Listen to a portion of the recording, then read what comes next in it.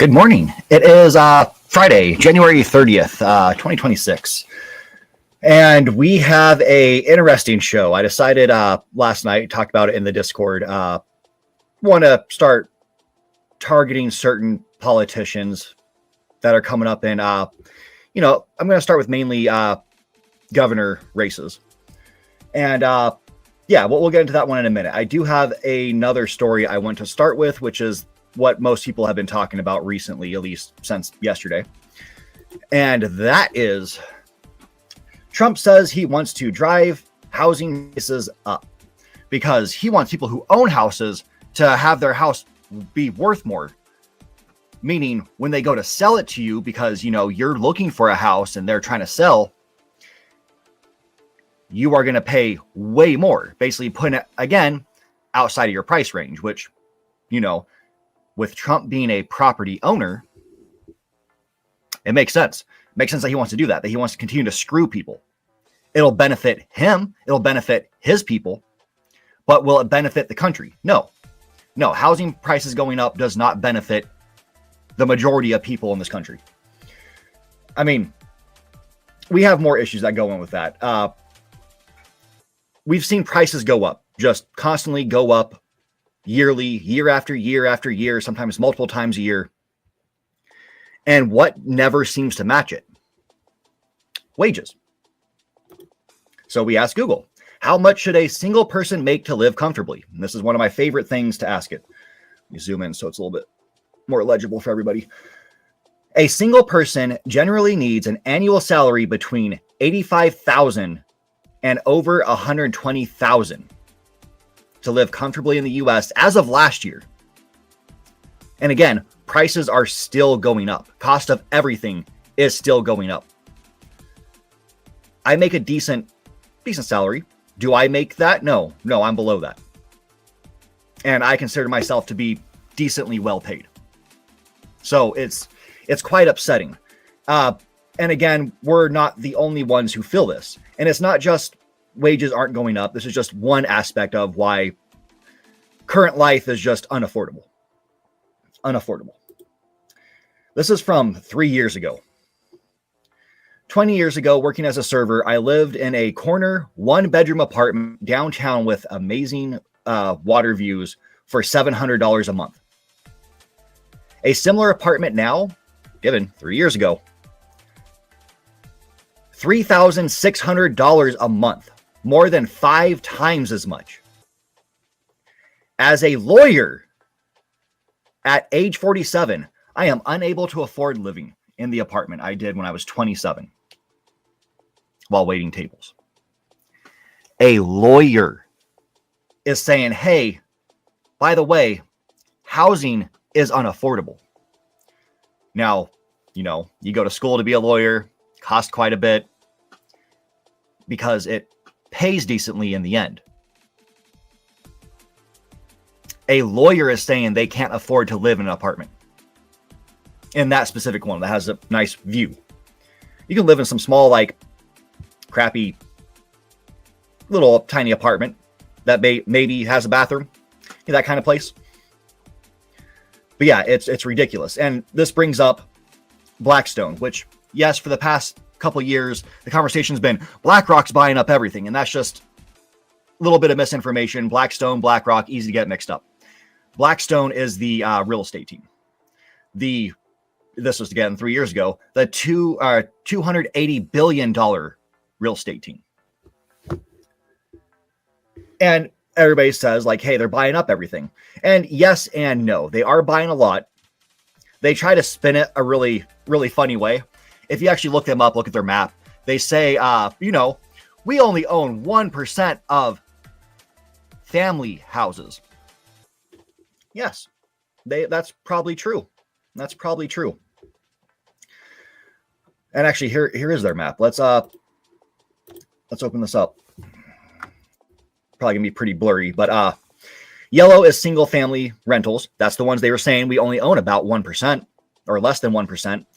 But they own multi-family housing. They own mobile homes, which gray ones you can see scattered about, and then student housing, which is all over the place. But Blackstone is buying houses, which it's even admitted here. They're buying houses to secure constant high yield income stream driven by a severe long-term shortage of housing in the US. So, we have companies out there who are making life hard on us.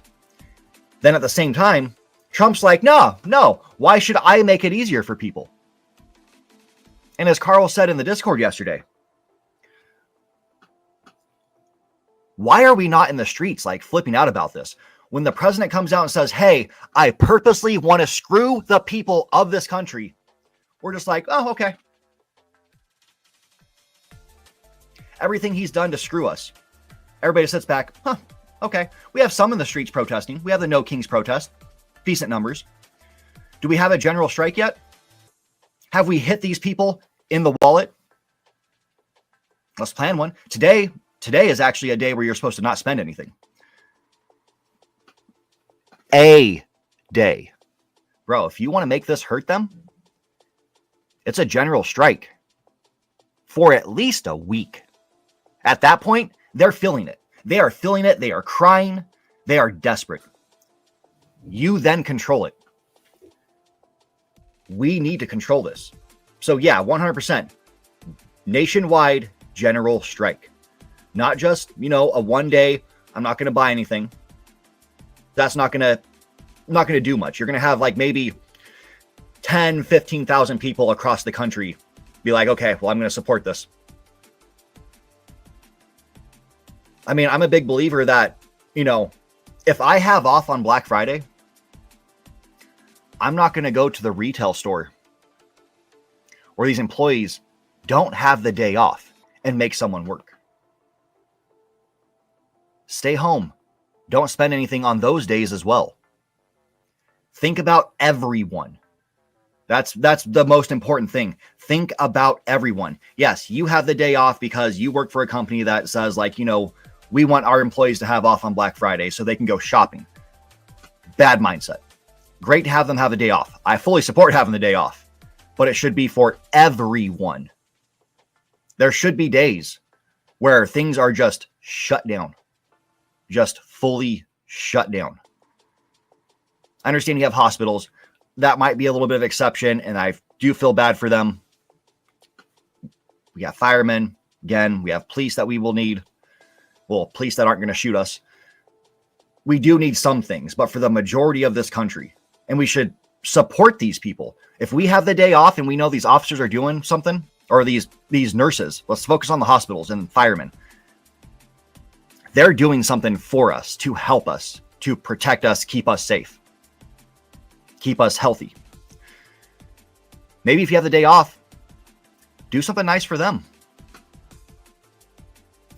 Might be a cool idea.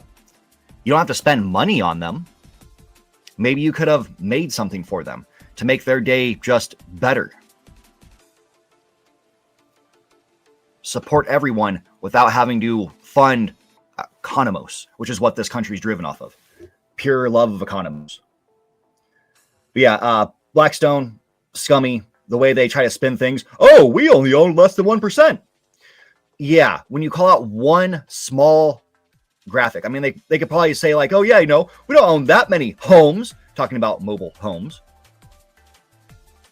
That's corporate speak for, hey, I'm going to lie to your face right now and you're going to eat it up. Also, keeping rent high screws people as well. Rent is a cool idea. Like, say you want to rent a place until you can afford to buy your own house. How do you do that when scumlords like Blackstone sit there and jack up your rent year after year after year after year after year after year? And yeah, maybe they cover some maintenance. The same thing as we're going to talk about with insurance. If you don't use it, why do you have to pay so damn much into it? Why has something not been done about this to help the people? And yeah, you have Trump's health insurance plan, which also screws you. He's saying, oh yeah, you've been paying taxes. So what we'll do is we'll just give you back a small portion of what you paid, a very tiny, tiny portion of what you've paid. And you can buy your own insurance. Will it cover your whole policy for the year? No. And does health insurance guarantee that you can just walk into any office, get any operation you need done without having to pay more? No. Because again, it is a scam to screw you. Let's say I've been paying my car insurance for 5 years. No accidents, never had to use it. But then my windshield breaks and I have windshield coverage. Even when I go there, and I've been paying for this insurance for 5 years, never had to use it, I now also got to pay on top of what the insurance covers. Because, God forbid, you don't have to pay extra money. Part of the scam. It's disgusting. These are the kind of things that if we had politicians that actually, had a backbone, had brains, cared about this country, understood that, as I've said, governments derive their just powers from the consent of the governed. So why not think about those people? Why not think about those you govern and do something to help them to make this a better country? You have the American dream by doing something that actually benefits people. It's everything. The way we have this country set up so corporatized is vilely disgusting, and that needs to end. Which includes, yes, every politician needs to quit taking money from companies.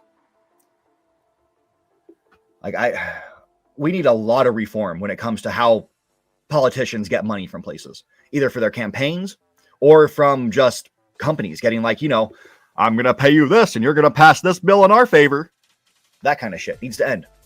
Why don't we get minimum wage raises, federal minimum wage? Why is it not at least, this wasn't even enough to cover a comfortable life, at least $15 an hour minimum federally? We're still at $7.25. We've been there for years. Can you live off $7.25? Can you live off 2 $7.25 jobs? Full-time jobs. I mean, you're working a full 80 hours a week. No, if you want to live at that point, live comfortably, you're going to be working a third job as well. Just stop sleeping.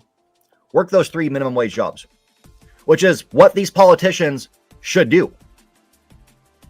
If they don't think a federal minimum wage needs a raise so we can all have money to eventually save up to buy a house, go out there, work that $7.25 job, get money from nowhere else, pay all your bills, and tell me how that works out for you.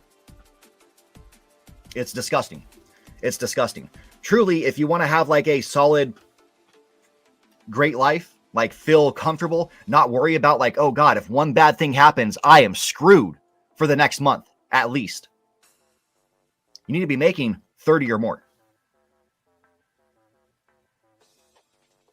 And if you're in a family, both people need to be making about 30 or more an hour. It's ridiculous. It is absolutely ridiculous. It's almost, if you go back to when a slice of pie at the corner restaurant cost 5 cents. If those people were to come and look at how it is now, they would be this is almost borderline dystopian, because over the years, things have just gone up and up and up and up, and wages never seem to meet it. Wages never go up nearly as much. Nearly as much. It's disgusting. Absolutely disgusting. Anyways, let's talk about scumbag.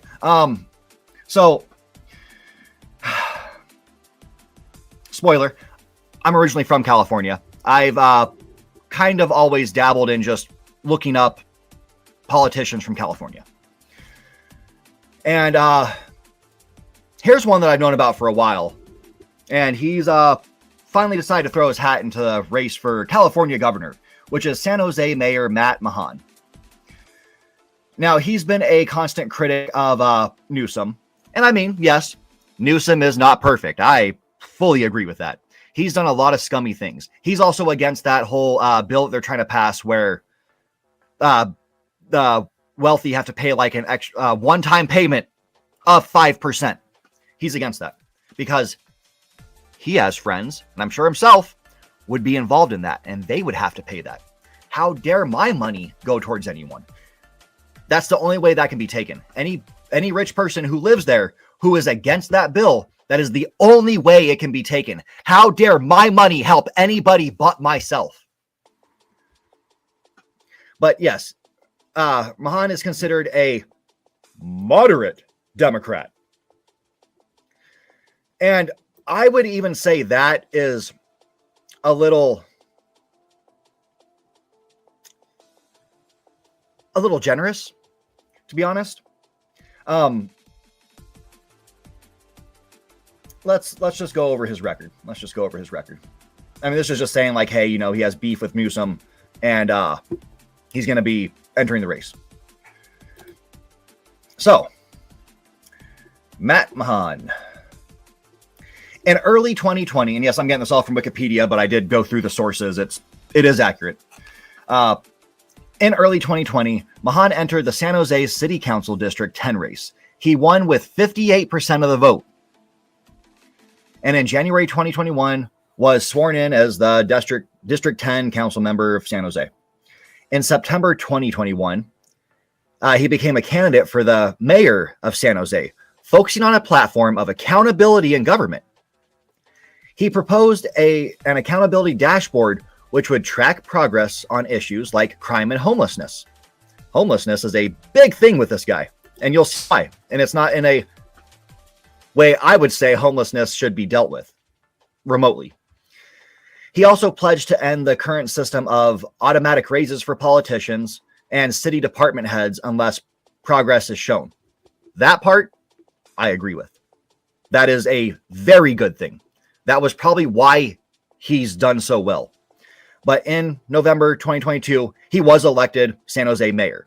And that, again, saying crime, homelessness, and keeping the politicians from getting more money won it for him. That's absolutely how it went down.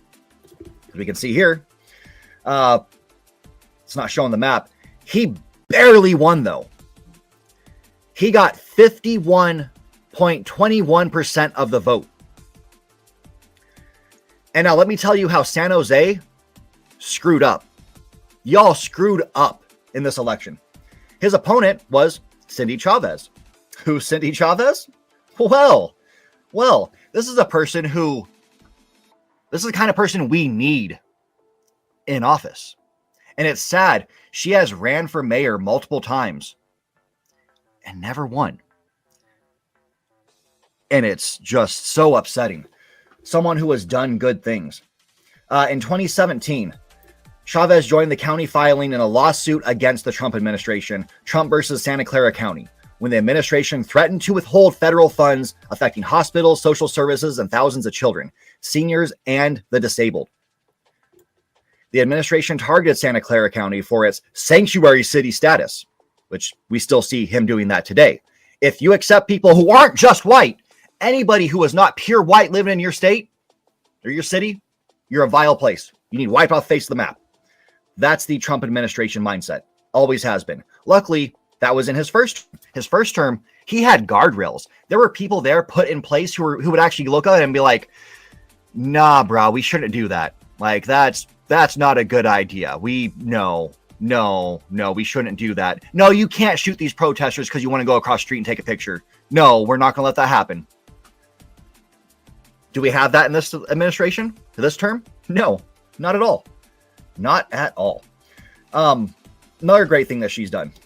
Oh, yeah, and a federal judge ruled in Santa Clara County's favor in that case. But Chavez has led efforts to create jail diversion programs for mentally ill offenders and the homeless, because homeless were being jailed, including sobering stations, crisis debilitation beds, and mobile crisis teams. Instead of just punishing these people who have something wrong with them and need help, who need help, and they most likely want this help in some form, she was offering that help. She pushed to make that help possible. She was the architect of Santa Clara County's successful $950 million housing bond in the November 2016 election that was instrumental in getting housing built for the mentally ill and homeless. Again, we've seen Newsom do this to an extent. We've seen other mayors do this. The city that I was born in, they've done it. There was an old hotel behind this Denny's and what used to be a what's that pie company? You could buy the frozen ones. Marie Callender. The Marie Callender restaurant, not the frozen pie place, but yeah. The restaurant. They turned that hotel into a place for homeless. It is now a completely remodeled, redesigned building for housing of the homeless. Great. You're helping them. They have access to a shower, access to things that they need so they can get back on their feet and survive. Now, again, we go back to what I talked about minutes ago with how much things cost and how we don't get paid enough. So they're going to struggle still, but at least it's something. It's something. And I like doing something to help and not just basically ruin their lives further. Throwing them in jail for being homeless, you're already down on your luck. Things have not gone your way. And no, not every homeless person is a hardcore drug addict, which is a terrible Republican mindset, a vilely disgusting Republican mindset. They believe homeless, they talk about homeless the same way they talk about Mexicans, because they're all rapists and killers. No, they're not. For both of those, no, they are not. It's disgusting for them to even think this way. But the other thing that she did that also cries out to my heart is Chavez worked to develop a shelter for homeless LGBTQ youth, a large percentage of whom were kicked out of their homes by douchebags who didn't accept the fact that they were not cis white males and stuff. It's like, are you serious? Your kid comes out and shows like, hey, sorry, dad, sorry, mom, I'm gay. And your response is, the hell out of my house. You're no longer part of this family. No, those kids need the help. They obviously don't have love at home, so at least help them.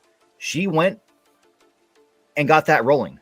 She got that done for them, so they have a place to live, which is what we should do for people. Care about everyone, which should be a constant message every day that people talk about. Help everyone. Like I said, if you have that day off on Black Friday, don't go shopping.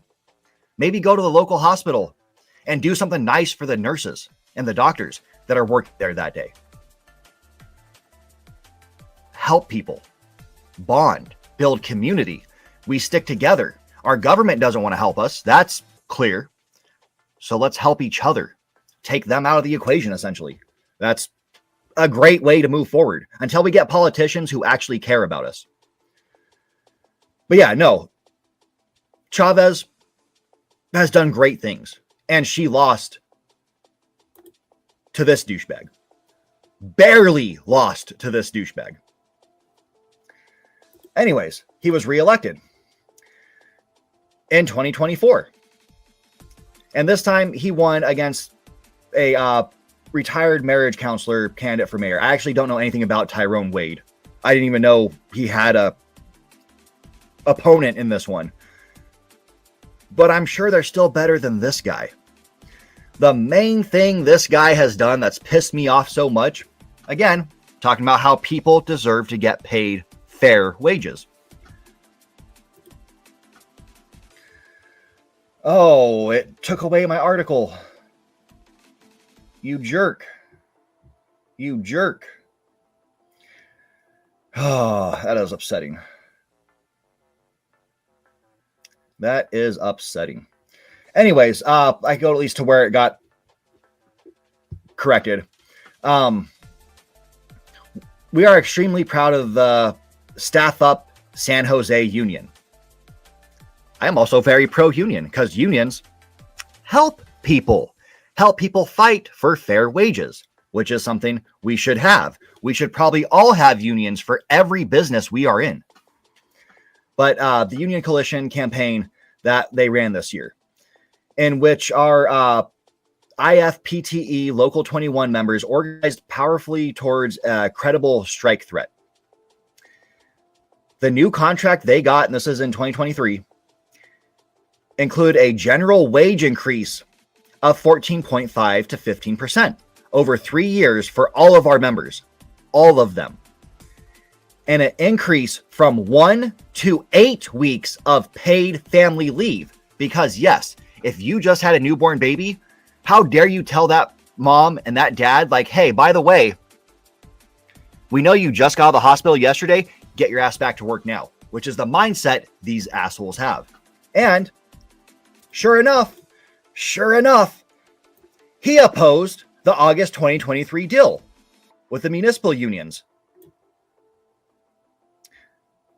And to make it worse, the deal did not require his approval, did not require his input to go into effect. Yet he wanted to go out there and be like, what?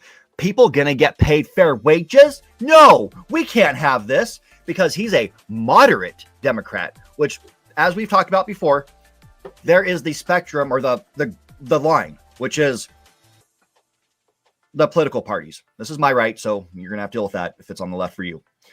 So you have the far right. This is MAGA and like Stephen Miller. You have Republicans, which are just like a slight hair to the side of them. You have moderate Democrats. You have Democrats, which are dead in the center. Everything over here is the left. We don't have politicians that are truly on the left. Closest we had was this lady who sadly didn't win for San Jose mayor, named Cindy Chavez, who cares about people. Instead, we elected a guy who is basically, you should just consider him Republican light, which is a majority, a vast majority of Democrats we have elected into office over the years for multiple places.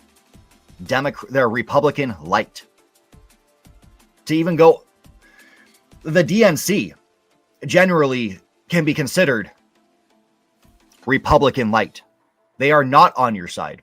There are some politicians in there that are part of the DNC, but the DNC heads themselves, they're just Republicans under a different name. They're disgusting. They're the ones who fought against Bernie.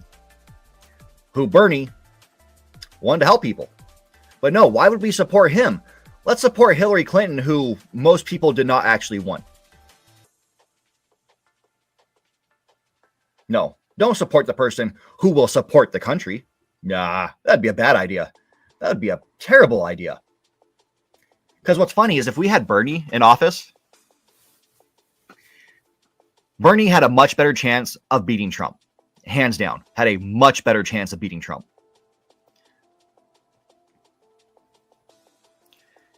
And if he had won that election, this second term of Trump's never would have happened. The DNC caused Trump's second term. There's no debate about that. 100% they caused his second term. But yeah, and then now this douchebag is running for governor. So if you're in California, you listen to this, research the people who are running, actually look into them, see the things they've done. And then when you see this guy, that should be an instant no. Absolute instant no. San Jose was dumb for putting him in office in the first place. That was a terrible, terrible decision. And yeah, he talks good. He talks very well. And maybe people don't understand the words he's saying or don't look into the fact that he says one thing and does another one. Like a lot of our politicians. And that's going to be a common theme you're going to see when I cover these people. They say one thing and do another. Because once you get into a position of power, apparently having a soul and a conscience just doesn't matter. Okay. Anyways, that was that story. That was Matt Mahan. He's a douchebag, San Jose mayor, running for governor. And then wanted to cover Axios report because these saying that these services are at risk if the government shuts down again, which, hoping it does. Good thing is SNAP funding is safe this time around. Sad part is federal workers could miss paychecks and travelers. If you're going to bitch about your airport delay, just don't fly. I mean, with the Trump administration in charge of everything that's going on and planes not being the safest since they took office this term, I just wouldn't fly. That's probably a better idea. Much better idea. Save that money. But yeah, SNAP funding safe. That's the biggest part of this. Democrats are leveraging a package of funding bills to secure ICE and custom border protection reforms. After federal law enforcement killed 2 protesters, they've killed multiple people. Multiple people. We just talked about the ones they killed in the street. There's one that people don't even talk about. Dude was arrested at a gas station. You see 5 cops on him. One basically on his head with his knee. You see this guy take his last breath as they finally get done cuffing him, because it took all 5 of them to cuff a guy who was not resisting in any way. It was just the fact that they kept jostling him around that they made it seem like he was resisting so they could rough him up some more. I mean, go back to Alex Preddy. You see that one cop I'm disgracing cops by saying they're cops. These terrorists, when they were going after Alex Preddy, one of them, like, they already have him bent over. And there's 6 of them on him. One walks around and pops him in the face a couple times, as he's also not resisting. His arms are behind his back and he's on his knees. Why are you punching him in the face? What causes you to be so ignorant and so vilely hateful that you need to punch him in the face for that? And it wasn't even a punch. He had something in his hand. I don't know what it was, but he smacks him in the face twice. Before then, they execute him. God, yeah. But yeah, that guy at the gas station, you see him on the video take his last breath. Because then once they're done, no longer breathing, you no longer see any movement from him. He's just laying there basically lifeless, and they try to pick him up, and they end up just dragging his limp body away. It's disgusting. Absolutely disgusting. Where'd it go?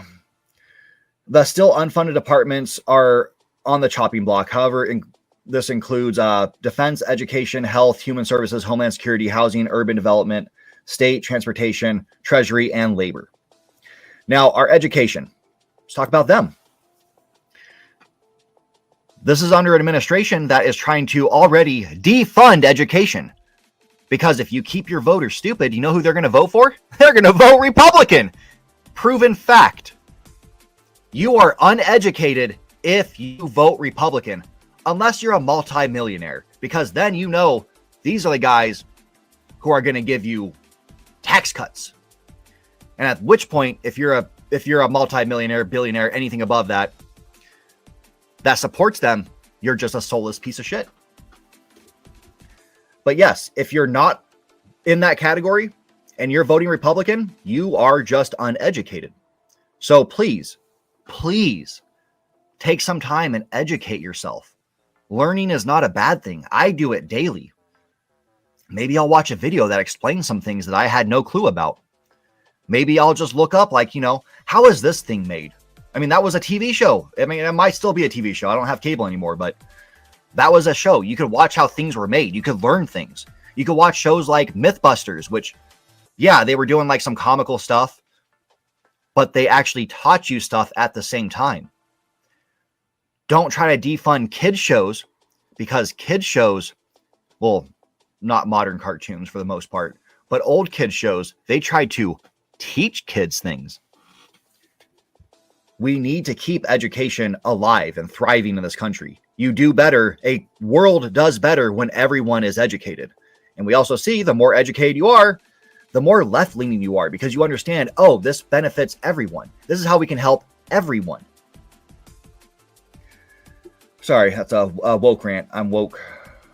Want to help everyone. A shutdown would affect roughly 45% of the roughly 2.2 million civilian federal workers. Again, that sucks. It sucks for them and their families. And then Social Security and Medicare payments won't be affected, which is beautiful because people need that help. But yeah, and then travel. Don't travel. Sadly, don't travel. Not in this country. Not until we have competent people in there. Not some MTV reality show contestant. That's not a good person to have. Anyways, CNN talks about Trump is scared of the politics of ICE, and it's showing. And yes, this is after the shootings and everybody's backlash, and he's just confused as to why are people so upset about this? Why are people so upset about this? I mean, it's just my administration calling them terrorists and, want to be assassins. And so he pulled out, what was his name? Douchebag, the short guy who liked to dress like a Nazi, liked to LARP like one, and pulled in Tom Homan.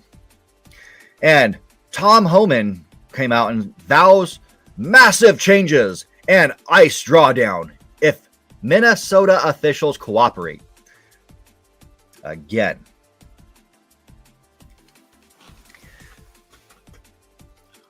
Why do they need to cooperate with you? Why are you guys still in the state? Why does Tom Homan have a job, and why is he not in prison for taking a bag of money when he was basically targeted by the FBI, by the previous administration, because not this one? They wanted to put him in prison because they understood he was corrupt, and he took a bag of money from an undercover agent. He should have been done at that point. He should not be serving in any position. And the fact that we call this douchebag the border czar. We don't have czars in this country. Get the hell out. That's not a position in government. The fact that people mainstream media keeps repeating that title. You're showing your ignorance. Please stop. Please stop. His name is Tom Homan. Or you can call him the dumb bald guy who's actually a crook and took money from an undercover agent because he's an idiot. You can call him that too. That works. That works. But yeah, Tom Homan is also very much a Nazi. And do Minnesota officials need to bow down to what he wants? No. They need to bow down to what Pam Bondi wants, which is their voter rolls? No. Do we need ICE patrolling the streets to basically kidnap people because they're not white? No. No. What should happen, and if Tom Homan was a man, like his last part of his name says, man, if he was one, he would work on abolishing ICE. Abolish it. There is no reason for it to exist. There is absolutely no reason for it to exist. No, not reform it. That won't happen. That won't work. You have to destroy it. Absolutely end it. And all these people who are involved in it, including Homan, including Pam Bondi, including Kristi Noem, Stephen Miller, and Trump himself, need thrown in jail for building it up to what it is right now. Every single one of them. These people are so upsetting. We did get some justice in a case. NBC News story. Former Illinois sheriff deputy sentenced to 20 years for murder of Sonia Massey. If you don't know about this, because it was talked about for a few days, and it feels like, at least outside of Illinois, it just died. Story just died quickly. On July 6, 2024, Sonia Massey, a 36-year-old unarmed black woman. Yeah, those are the two things you should understand in this story. Unarmed black woman was murdered by Officer Sean Grayson, a 30-year-old white deputy of the Sangamon County, I think that's how you pronounce it, Sheriff's Office in Woodside Township near Springfield, Illinois. Massey herself had called 911 about a possible prowler in her house. Grayson and Sheriff's Deputy Dawson Farley responded and found nothing after searching the vicinity. Moving inside her house, the deputies requested her ID, and Massey began searching for it. The situation escalated quickly when Massey removed a pot of boiling water from her stove after the deputies asked her to check on it. Massey lifted the pot and said twice, "I rebuke you in the name of Jesus." Grayson screamed that he would, this is a quote, "fucking shoot you right in your face," or shoot you right in your fucking face, sorry, and drew his service pistol.